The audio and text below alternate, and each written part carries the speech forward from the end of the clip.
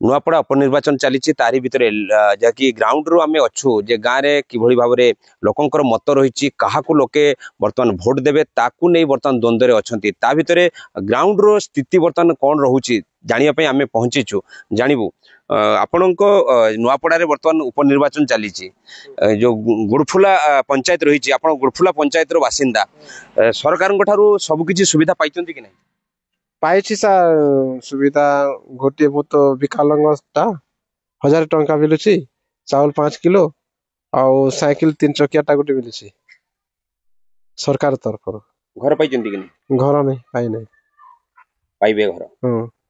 तेणु यार भितर उपनिर्वाचन चली उपनिर्वाचन को नहीं जिते बर्तमान पूरा सरगरम रही जो 3 दलर कैंडिडेट छिड़ा होती जहाँकि 3 दलर कैंडिडेट को आप चिन्हित कि ना मो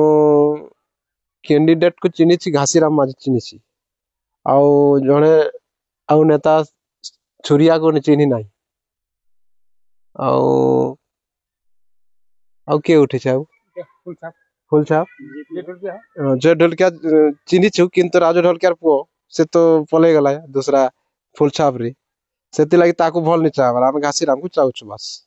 तो या भितर किए आपणको पंचायत रे आपणको गाँव रो विकास रो डोरी किए धरी परिबो कहा को वोट देले जाकि आपणको पंचायत एवं आपणको गाँव उन्नति हो घासीराम को धरले हम सहयोग करिवे तो स्थिति कोन अछि बर्तन कहा को लोके चाहुचंती बेसी बेसी करी तो जना पड़ेनी एबे हम गाँव रे आसुचंते एबे घासीराम बाबू शंख चिन्ह को देबे बोली चाहुचंते आ